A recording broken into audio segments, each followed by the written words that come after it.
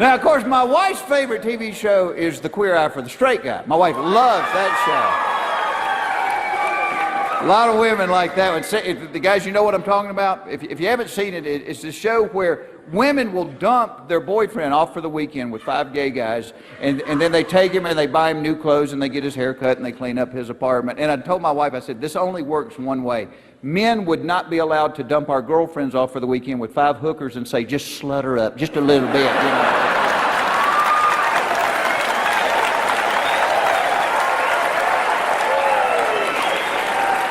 But I told my wife, I said, what I would like to see him do is flip-flop that show and put it on the Outdoor Channel and let like 5 rednecks take the gay guy deer hunting for the weekend, you know?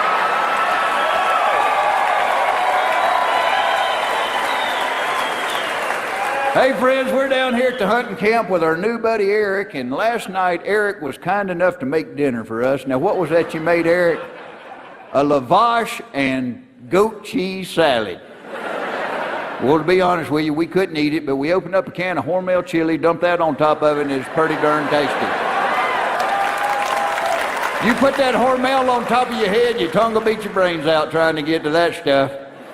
Well, after dinner, we went out by the fire pit where Buddy Wayne pulled out his guitar and played some country songs, and then Eric jumped up on the picnic table and sang It's Raining Men and a medley of Cher hits.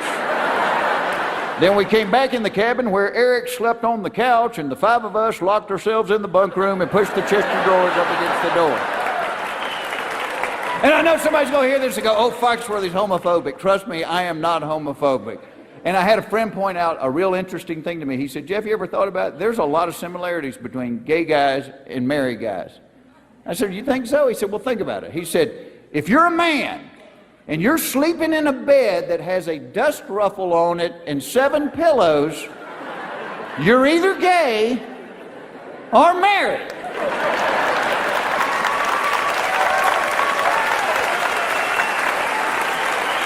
If you're a man and you've ever been antique shopping during a big football game, you're either gay or married. If you're a man and you cannot remember the last time you had sex with a woman, you're either gay or married.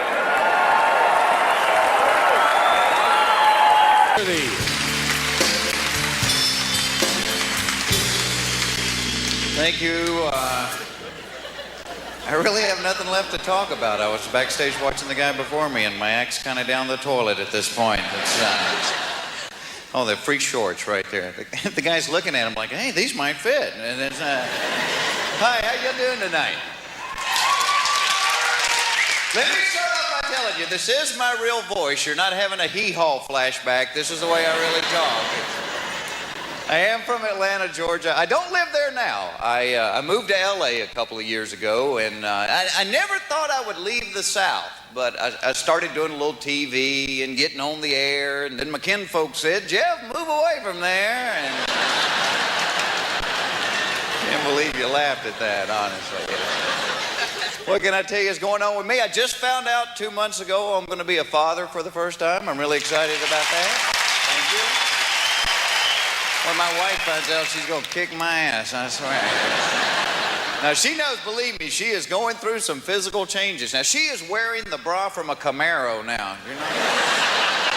Not just for the support, but it keeps the bugs off her blouse.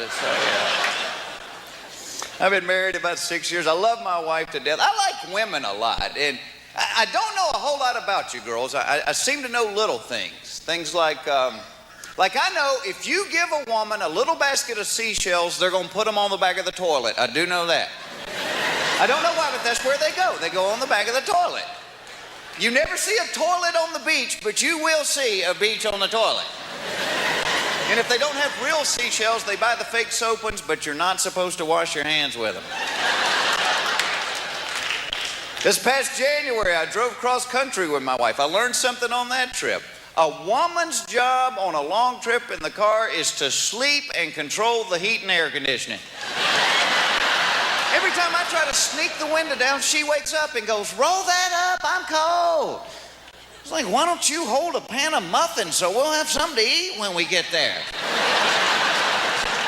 5 days I hardly saw her. She was buried under all these jackets and blankets. Once a day, I'd hear her voice. Where are we?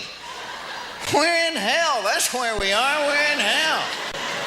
Just crossed the River Styx 2 miles ago.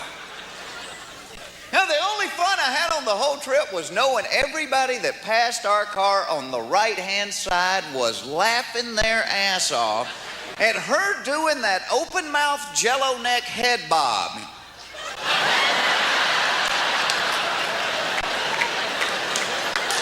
They're laughing at you and you don't even know it. And don't get me wrong, you need a woman on a long trip in the car. You need them. Because they always have food hidden away and they can keep you alive. Well, see, men don't want to stop for food. Men don't want to stop for anything. Because men want to be able to get there, to walk in the front door and go, made it in 5 hours, 18 minutes.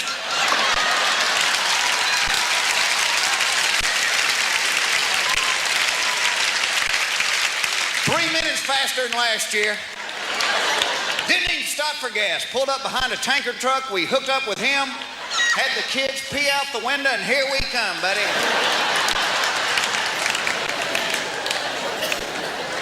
Like a lot of women, she takes a long time getting ready, but she's smarter than I am, so no matter how late she is, she can keep me right there on her schedule. This is her best trick right here. You're not wearing that, are you? No, I ain't wearing this. It's just what I'm wearing while you're getting ready.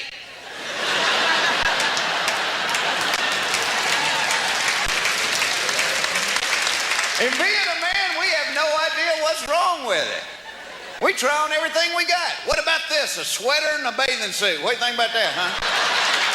I got more. Hold on, I'll be back. It amazes me, as little as men know about fashion, girls, you still ask our opinion about stuff.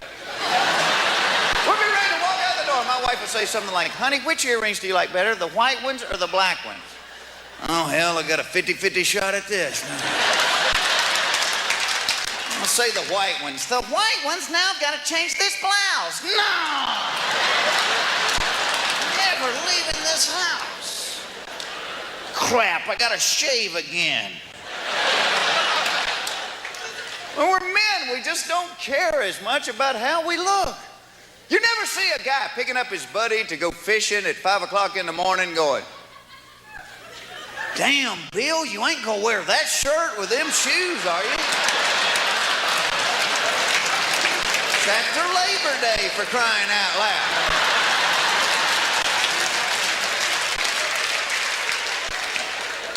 She worries about stuff. She has things in that bathroom, the vault, I call it, because the door's always shut and whatever goes on in there costs a load of money. I snuck in one. She has things on one shelf for dry skin, oily skin, chapped skin, combination skin.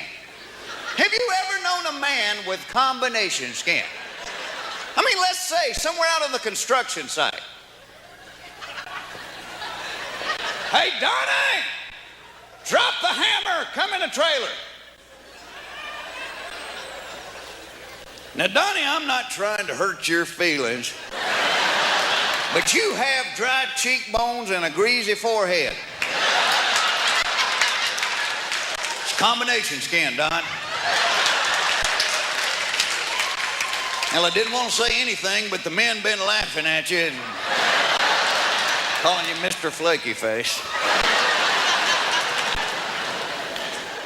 Same thing with smell. She asks me every day, do I smell good? Like the way I smell? See, because if men have an odor, it's usually an accident. Charles, what is that alluring fragrance? Oh, that's Michelob. I hit a bump in the truck. Both sexes care about smell. They do, but women will go to trouble to smell good, and men are more like, hey, does this stink too bad to wear one more time? Maybe I should put it in the dryer. I think women feel a sneeze coming on. Every time before my wife sneezes, she reaches in her purse, pulls out a tissue.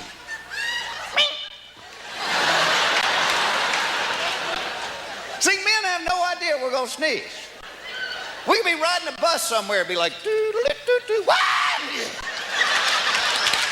Oh man, I'm sorry about your shirt. You can put that in the dryer, that'll be all right there. God bless you, take care of yourself. And I miss my youth. I miss my young body. I would not trade my old mind and soul for it, but I do miss my young body. I remember being a little kid and having energy to burn.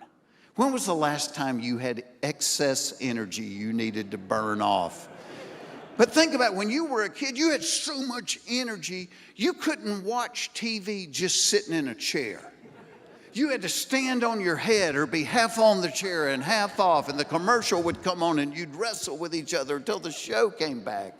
Hell, if you walked in my house now and you found me watching the TV with my butt on the sofa and my head on the floor, call 911. Because even if I am still alive, there's no way I'm going to be able to get back into a standing position by myself.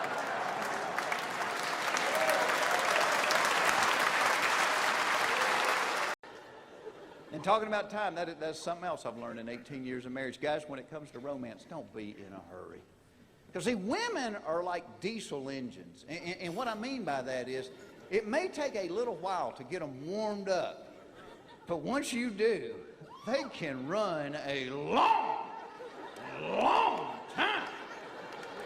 Whereas men, on the other hand, see, men are more like bottle rockets. Ooh, ah.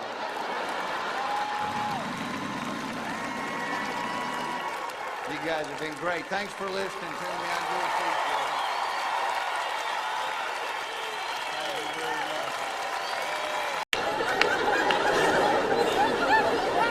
Oh, and trust me, I got rednecks in my family. I got an uncle, every time he gets in and out of the car, he climbs in through the driver's side window. The door's not broke or anything. He just likes to pretend he's a NASCAR driver. Got a few NASCAR fans in Phoenix, huh? I love NASCAR. I will tell you this, it's a difficult thing to talk about on stage because NASCAR fans will start fighting with each other. They do, because every NASCAR fan's got that one driver they love, and every NASCAR fan's got that one driver they can't stand. And Jeff Gordon. It's always Jeff Gordon. You know what? I figured out why a lot of NASCAR fans don't like Jeff Gordon. And it's not because Gordon won the points championship last year, because he wins a lot of races. A lot of NASCAR fans don't like Jeff Gordon because Jeff Gordon enunciates. And there's not a place in NASCAR for that kind of stuff. See, true NASCAR fans want an interview with the driver where you have no idea what he's talking about. Boy, I tell you, we run pretty good all day long and did develop a little bit of a push early in the race, brought her in, Booger Jackson wedge in, and she ran like a spotted butt ape after that. Real good pit stop, especially that splash and go there towards the end. Did get a little trouble in the middle of the race, and Ricky puked the motor. I got in his oil. I touched the L there on the backside, but for the most part, the Hardee's, Burger King, Taco Bell, Pizza Hut, Kentucky Fried Chicken, Chevrolet, she just awesome.